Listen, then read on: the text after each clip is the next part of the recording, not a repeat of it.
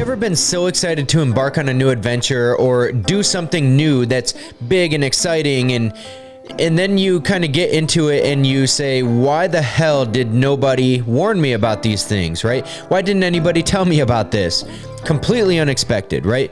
Well, in this video, stick around because I'm going over 5 warnings of moving to the Finger Lakes region of upstate New York. So without further ado, let's hop into it. What's going on, guys? Welcome to the channel, or welcome back to the channel. My name's Anthony. I'm with the American Home Team here at eXp Realty in the Rochester and Finger Lakes region.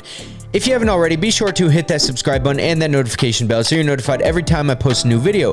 That being said, as much as I love making these videos for you on all things Rochester and Finger Lakes living, I'd love even more to help you with those real estate needs. So that number and that email, it's popping up on the bottom of your screen. I'm the guy that answers those text, emails, and phone calls. Definitely don't hesitate to reach out. But without further ado, I'm going to be warning you on 5 different things that you might hear or might get or might realize when you get to the Finger Lakes region. So if you're relocating here, or if you're moving maybe from downstate to the Finger Lakes region, or you're moving from North Country and you're coming to the Finger Lakes region, you might want to know these. So definitely pay attention and getting right into it. Number 1 is going to be the winter weather. It is pretty harsh, but so you're going to hear from a lot of people that the winter weather here in the Finger Lakes region is terrible. It's similar to Chicago. It's similar to Detroit. It sucks so bad. That depends on where you're coming from. If you're moving from Florida, or you're moving from somewhere tropical, Hawaii or something, yes, the snow will be harsh. The cold will be harsh. The wind, the gloomy, it may be harsh for you. But if you're coming from anywhere else, like somewhere that's not a tropical or subtropical region, so maybe you're coming from Maine, or you're coming from parts of California or something, right, where you get snow, this is probably going to be pretty similar. You know, on average, wintertime, we're averaging like 30 to 40 degrees, just enough to keep the snow cold and not melt it. But, you know, warm enough where we're not freezing all the time. You're going to want a coat. You're probably going to want some snow pants for the occasional couple feet that we might get, right? Couple feet of snow. But it doesn't happen very often. Unless you're going to Syracuse, which is on the east side of the Finger Lakes region, or you're going all the way west to Buffalo. And Buffalo is kind of like, for its nature's like strategy or strategic position, if you will, putting Buffalo like right in between Erie and Lake Ontario, because they get slammed with snow. They get pounded, and they will get 3, 4, 5 feet of snow. That last winter, there were a few snowstorms where people actually passed away from it. So in Buffalo, it gets pretty serious. Rochester does not see the likes of that.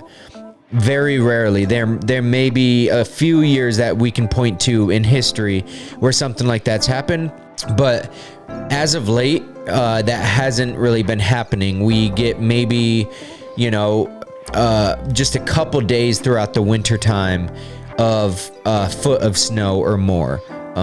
Very rarely do we get that. A majority of the time, what you're going to experience is it's going to be pretty cold, then it's going to warm up a little bit. So if it snows, it's going to warm up, start melting the snow, and then overnight it'll get cold again, creating some ice. Now, that being said, you're not getting a bunch of standing black ice. You're not going to be just wiping out in the parking lot like you see in a bunch of Christmas movies and stuff, right? It's not that bad. You do want to be careful where you're walking. It can get slick. There is ice, right? But a majority of the time, you're going to be able to see the ice, and you can be prepared for the ice, right? It's not like you need to permanently be walking around in ice skates. That would just be ridiculous. And it doesn't get super windy here like it does in a place, say, like Chicago. It's not that windy, right? Maybe you get like 20 miles an hour winds, and the wind, like the temperature, the wind chill could be pretty brutal. But really, if there's a wind chill, that's the only time that we're going to get into negative weather, right? Something like a -1 or a -5 degree weather. And that's just because of the wind chill. Most of the time, our temperature is not going to get that low. We might be in the upper teens, 15 to 20 degrees potentially, but it's not going to be that bad. So just being timely right now, we're in November, mid-November. So, you know, winter's coming up. If you're moving in these next couple months to the Rochester Finger Lakes region, you definitely want to be cognizant that winter is here. We got our first snow on Halloween, actually. And it didn't stick around very long, but coming up soon, I think we're going to start getting slammed with snow. And by slammed, I just mean a few flurries here and there, right? That being said, your vehicles, you're going to want winter tires, whether it's all season or just straight winter tires. You're going to want those. Very rarely are you going to need anything with studs or chains. I don't know anybody who has done that. There are some people that maybe live on top of like some of the mountain ranges around here with the dirt roads, and they live kind of like, you know, way back in the boonies type deal. They might put on chains just to get out of their road because maybe their road doesn't have municipal plowing, but that's few and far between. Most paved roads in our area in the Finger Lakes region are going to get plowed. Even a lot of private roads will get plowed, but most private roads, you know, will have agreements between the homeowners who they all make an agreement of who plows what section of the road. So it's going to be, you know, Joe, Bob, and Sandy who are going out on their four-wheelers, their ATVs with a plow on it, and they're going out and they're plowing that section of the road. And that's kind of how it works, and that's great. But, you know, our local municipalities do a very good job at sensibly salting, is what they call it, and plowing. So it keeps the road pretty grippy, I guess. You can keep traction on the roads pretty significant. So that's good when it's talking about wintertime, because most people who are from Florida or something have never driven in the snow, and that's a pretty big deal when you're driving in the snow for the very first time. My advice, as much as us locals hate it, because it seems like when snow falls, everyone forgets how to drive. If you're not from here, or if you're not used to driving in the snow, just take it slow. You might get people honking at you or something, right? You might get people passing you, but that's fine. You're being safe. Like, just take it a little bit slower. If the speed limit's 55, do 50, maybe do 45. Whatever you're comfortable with. Just if you're going really slow, put your four-ways on. Just be respectful, right? Because people who are used to driving in the snow, most of us feel like we can just drive normally without being reckless, you know? So just keep that in mind. Get your snow tires, drive a little bit slower, take your corners slow, give yourself time to stop because you might slide a little bit. All that, it's just safe driving, right? So that being said, my first warning is going to be the wintertime. It can be pretty brutal, but what people say about the wintertime, honestly, is worse than the actual wintertime. Just like I feel like in any of these categories, what people say about them could be either better or worse than what I'm going to say, and what the actual reality is for you and your family when you get here and experience it. But don't say I didn't warn you about the wintertime. It can be brutal. Otherwise, it's not terrible. Just find things to do during it. All right, and my second warning to you guys when you're moving here to the Finger Lakes region is going to be the rural versus the urban type environment, right? So the Finger Lakes, in case you're not aware, is very rural. It's not very urban at all. There are urban aspects. There are more city-like aspects to a lot of the towns around here. So I'm thinking of like Geneva or Auburn or Canandaigua or you know, some of these other places, Seneca Falls, right? Like some of every little town has city limits that is more city-esque, I guess. But that being said, a majority of everything in the Finger Lakes is going to be rural. And so what you're going to experience with this is maybe, you know, you might encounter something that's like, there's not much to do here versus what you're used to if you're coming from a major city. So I remember my brother and I went out to Denver a couple times last year, and in Denver, it just seems that there's so much to do. Like there's just a bunch to do, you know, everything from clubs to different what do you call them, like little optical illusion type things, and then escape rooms and different indoor activities, right? Whereas in the Finger Lakes, there's not really much of that. We do have a few escape rooms. I'm not sure if there's any in the Finger Lakes region or if it's just in Rochester. I haven't really looked at that, to be honest with you, but there's not as much to do. We have a water park.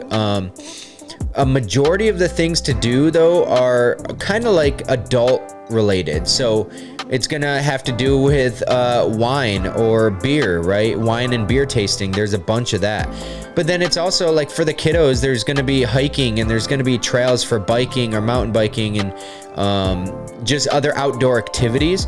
There's a bunch of like seasonal parks and things like a pumpkin patch, right? Or corn mazes and all sorts of like fun things that you can do outdoors. But it's a different type of fun, I guess, and it's really hard to explain it until you get here. But you're not getting like that very high speed lifestyle that you would get in a major city.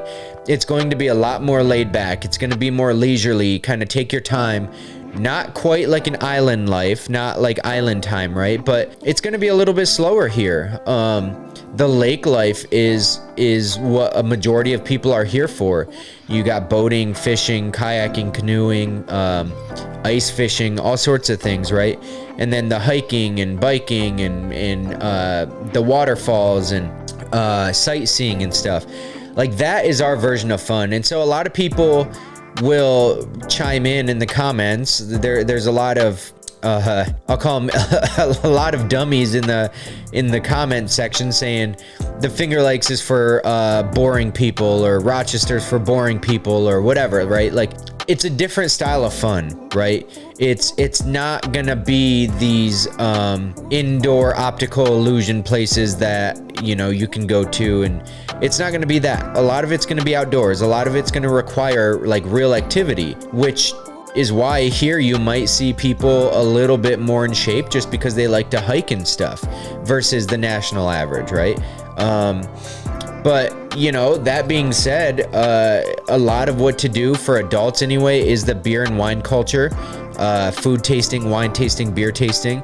And so with that, I would encourage getting a gym membership, just because you're going to want to eat the cuisine, you're going to want to drink the alcohol, you're going to want to experience that kind of stuff. A lot of people move here for the wineries and breweries. That's what they do. They enjoy it. Maybe they're retiring, or they have a remote job, or they just like going to wineries and breweries, right?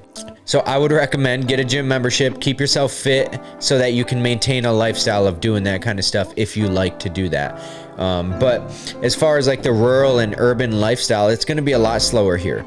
It's not going to be as fast paced. There's pros and cons with that. So just be cognizant, like it's not going to be as noisy. I think that's a great thing, but a lot of people who might be moving from a big city, it's not going to be as exciting for them, right? Maybe they get excitement from the noise and the activity going on in these major cities, and that's what kind of gets them going. But here, you're not really going to get that very much. So just be cognizant. It's a little bit dulled down of a lifestyle, but it's different and it's fun in different ways. So yeah, you're not going to get that like urban environment, fast paced everything, but it's good in its own sense, and you really have to make use of it, and you have to find the enjoyment in the little things here, because there's not like a ton to do like there would be in a major city. So just keep that in mind. It's important when moving somewhere. Don't say you haven't been warned. All right, and number 3, what I wanted to warn you about, and this one is controversial. So bear in mind, in this one, I'm not coming off as any way, shape, or form, any personal opinions about this, but what I'm going to be talking about a little bit is politics. So do not say you have not been warned about the political differences here in the Finger Lakes region. It's very important that you understand this, that yes, we're in New York, right? New York is a very blue liberal state. That being said, the Finger Lakes region is not. The Finger Lakes region is primarily conservative. Now, Now, I've met with a lot of folks who are moving from other red states, other conservative states. They say that, that maybe where they're living, the conservative folks are so extreme that there's potential that they feel like they're endangered, or that, they're just way out of place and they just don't feel good about living in that area, or whatever the case is, right? And so moving here to New York, you would think New York State, it's a blue state, this is going to be a liberal area, right? Finger Lakes is not, but I will say that you can feel comfortable even as a liberal moving to the Finger Lakes region, because a majority of the people here, I would honestly say, are more libertarian, like live and let live. You do you, I do me. I don't infringe upon your life, you don't infringe upon my life, let's be friends, right? Cool. Like, that's kind of how things go. Of course, you're gonna get a couple asshats that, like, they don't like anybody who opposes their view, right? And of course, there's going to be political debate, as there is anywhere. But in this area, except for when it's in regards to our governor, which many people don't like, a majority of people are very civil. A majority of people let people express their opinions. Doesn't mean they have to agree. We live in America. It's the best country in the world for free speech. And we tend to live that way. We like to say kind of what's on our mind, but then also allow other people to say what's on their mind too. And like I said, you'll get a few asshats. You'll get people from, as you will anywhere, that are going to disagree with you, and they're going to make it known. But there's not extreme violence in schools because of somebody's political affiliation. There's not violence in schools because of somebody's gender identity or sexual preference or anything like that. Whereas in other states, maybe that is the case. Maybe they don't feel safe because they have a family member that, believes a certain thing that maybe the school or the students in the school don't align with, right? So they don't feel safe there. That's not how it is here.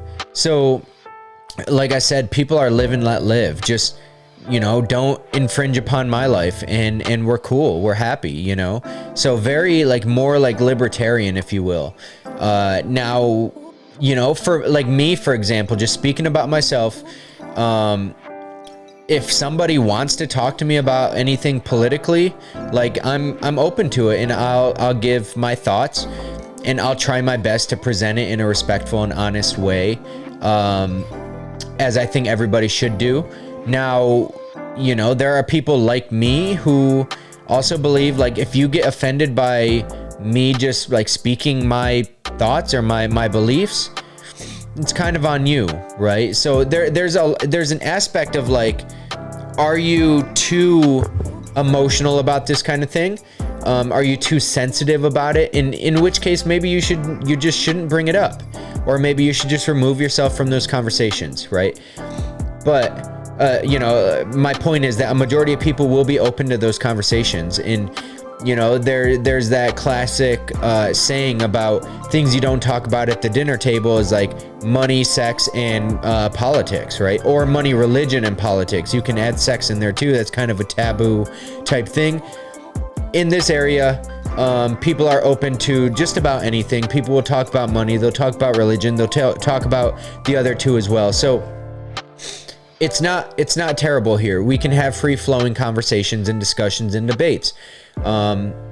Whether somebody walks away enlightened or changing their mind or not, that's a topic for a different day. But mostly everybody is going to be respectful of your political differences, and not only your political differences, but your personal differences as well. So, that's what we found that we really liked about this area, is although maybe we are a little bit more conservative than, say, parts of Rochester or New York City or whatever, we get along with just about anybody.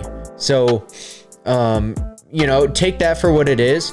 We're not super political. It's not like you go up and say hi to somebody and they start spewing politics. It's not like that. But if conversations come up, like, we'll talk about it, sure, and we'll be happy to talk about it. It's not something that we shy away from here. And so, just be cognizant of that. If you're moving to the Finger Lakes region versus Rochester or like Syracuse or Buffalo or New York City, it's going to be a little bit more conservative. So if you're liberal, just be expecting that. Nobody's an asshole here. And I can't say nobody, but most people aren't assholes here about their political affiliation. But, depending on how you are personally, then you might find people to be mean or derogative or whatever, right? So it's all just kind of your perception, I guess. But what I've found in growing up here, living 29 years of my life here, is that a majority of people are friendly and are open to conversation and discussion and whatnot. But don't say you haven't been warned about the political divide here in the Finger Lakes region, because it is real, but most people are friendly. So take it with a grain of salt. Moving on to number 4, the next thing I wanted to warn you about is transportation and the commute here in the Finger Lakes region. Now, the commute is not bad. So starting on the commute side, it's going to be very brief, very short. You can typically go like 20 miles in 20 minutes. I was watching a buddy of mine's Instagram story. He lives in Fort Lauderdale, Florida. And he posted something saying that I think it was like a 15 or 20 mile drive was 45 or 50 minutes. And I responded to that. I'm like, holy crap, that is insane. I could not, I don't know that I could handle that, to be honest with you, because getting 20 miles away here, it will take 20 to maybe 25 minutes if you hit traffic or get behind a horse and buggy or something like that, right? It is normally, like, most roads are going to be 55 miles an hour. The highway is 65. So you're going to be able to go 20 miles in 20 minutes, most likely. So commute is very easy. It's very quick. It's not bad. In the wintertime, commute can take a little bit longer because you might get stuck behind a plow or a salt truck. Maybe you'll get stuck behind an accident or something like that. But, or you'll just want to take it slower because there might be snow on the roads. But, you can normally go like 1 mile per minute type thing. So pretty significant there. You can get places quicker here. That being said, on the transportation front, you're going to need your own reliable transportation. There in the Finger Lakes region, there's not much public transportation at all. You're going to have your classic Uber and Lyft, right? You might have a few taxis. You're not going to have many buses. You're not going to have, there are some small shuttle buses that will take you, from city to city. So Canandaigua to Geneva, for example, something like that, right? And you pay for the bus system. I don't know what you pay, so I'll have to look that up. But, very rarely is there public transportation that will get you to where you need to go. You're going to want to rely on your own vehicle. And it's going to be the easiest way to make sure you get to where you're going on time. That being said, it must be fairly reliable. A lot of people get beater cars in the winter because the winter time is just so, you're going to have potholes from the plows. The plows go, they hit a nick in the road and it tears up a whole section of the road, right? They're not terrible. A lot of people who have moved here that we've helped out said, holy crow, your guys' roads are like smooth. Back home, the potholes don't get taken care of, right? Here, they get taken care of pretty frequently. That's kind of what our taxes go to. And we have higher taxes, but, the roads being smooth is good. That being said, because of the snow here, they salt the roads. Now, from my understanding, I'm not a geologist or chemist or anything, but the type of salt that they say they use is designed so specifically so it doesn't deteriorate your car that bad. They say that it's supposed to take a minimal type of toll on your car and not really screw up the underside of your car. However, I do know from seeing some old cars, having some old cars as well, the salt will take a toll. Just over time, it'll take a toll. It's important to, when you get those nice days in the wintertime where the roads are dry, it's not snowing, it's not raining, and maybe it's sunny, go through the car wash, get your car washed, get the undercoating done or whatever, and try and get as much of that salt and slush and water and crap off your car as possible, so that it doesn't eat away at the metal and rust the metal and whatever. So the salt will take a toll. So, if you want a winter beater car, sure, that's a lot of people do that because they don't care if it gets ruined, or it might be cheap or whatever in case you go off the road, and but I would advise maybe a bigger car if you can afford it. Don't go out of your budget. Know your price range and your price limits and stuff. But Jeeps are popular here. Let's see, Subarus are popular here. Anything that's heavier that you can have some sort of traction control, you can have maybe some more rugged tires, something that is maybe an off-road vehicle, you'll do pretty well in the winter with. So that being said, just get your car washed on those nice days in the wintertime so it doesn't eat away at your frame. Take everything slowly, but the moral of this point though is you're gonna need transportation, because if you don't, you're gonna be waiting on an Uber or a Lyft. And because of the distance between some of these, I know Uber and Lyft in the Finger Lakes region is going to charge a little bit more because they're going further. Even though it's 20 miles or whatever, like it's just not going to be the same type of roads. It's not highway. It's just, I don't know. It just seems like it's more expensive to have an Uber or Lyft in the Finger Lakes region. I haven't done it myself, but I hear from a lot of people.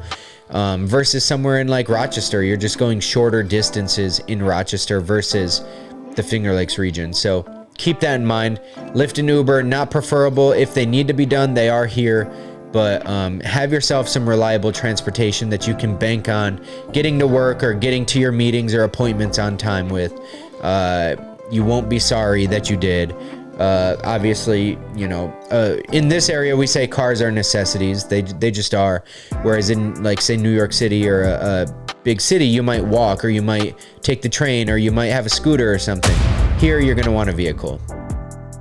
And last but not least, coming in at number 5, maybe I should have started the video with this one, because it's super important. And if you're moving here, you're going to want to know this. But number 5 is going to be educational opportunities and the variability in the educational opportunities, right? So you're definitely going to want to reach out or do a lot of your own research prior to moving to the Finger Lakes in regards to if you have kids or family that is coming that is going to need school, right? They're going to need to be enrolled in middle school or high school or what have you. So town to town, it's going to vary on how good the schools are.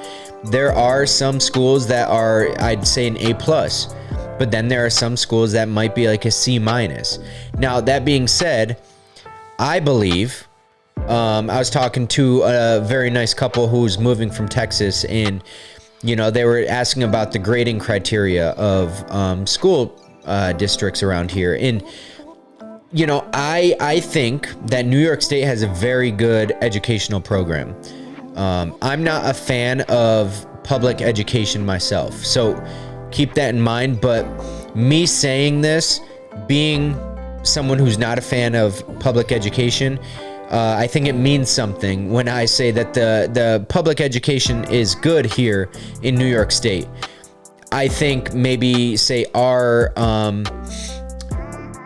5, right? Our 5 out of 10 might be another state's 7 or 10 out of 10. So just, I think our scale 1 to 10 is a lot higher. It's already on the top end of most other states' scales, if you will. And so, that being said, when I talk about a C- in the Finger Lakes region, you're still talking about probably an A in many other areas of the United States. These are still great schools, but in the Finger Lakes region, it's not uncommon to get a school that maybe has a graduating class of, say, 50 people. My graduating class in Canandaigua Academy was, I think, just over 300 people. And so I have a lot of friends from the Marine Corps who went to schools in Texas or California or Florida or something, and they had graduating classes of 2,000. They had giant schools. Here, we don't really have that. We don't really have schools of graduating classes that are that big. Maybe 600, but not really. Most of the Finger Lakes schools are all very, on the smaller side. Canandaigua being one of the bigger ones, being 300 in a graduating class. So, I'm a big fan of Canandaigua. I lived here. I was born and raised here, so I'm biased toward that. I would put Canandaigua as an A+ school. But, I think there are probably better schools in the Finger Lakes region. I'm just not really too aware of them right now. I'd have to look at different programs. And of course, you ask yourself, like, what's the important thing to you? Is it student to teacher ratio? Is it after school, like, extracurricular activities? Is it sports? Is it music? Is it arts, right? So what is it that's important to you? You really got to hash those things out with you and your family before coming here. And then maybe I can tell you better based on those programs, like what you're looking at. But you're going to get a variability in those type of things. Some schools don't offer certain sports. So if you're a big football player, your kid's a big football player, you're not going to want to go to a school, say like Marcus Whitman, who doesn't offer football. Or if your school has, say, a shooting team, like a rifle shooting team, and you want to do that. A lot of schools here don't really have that. So we might have archery or something like that, right? But so these are the questions that maybe you should be asking prior to moving to this region.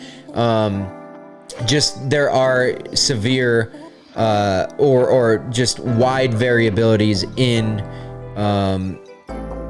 the academic or in the school systems here, right? So graduating class, different programs offered, etc. So all in all, the school systems here in New York State and the Finger Lakes region are all very great. They're very good, especially compared to a lot of other areas within the New York State and throughout the country too. So just keep that in mind, but give us a call first, right? Reach out to that information at the bottom of your screen. I'm happy to answer these calls and texts and emails.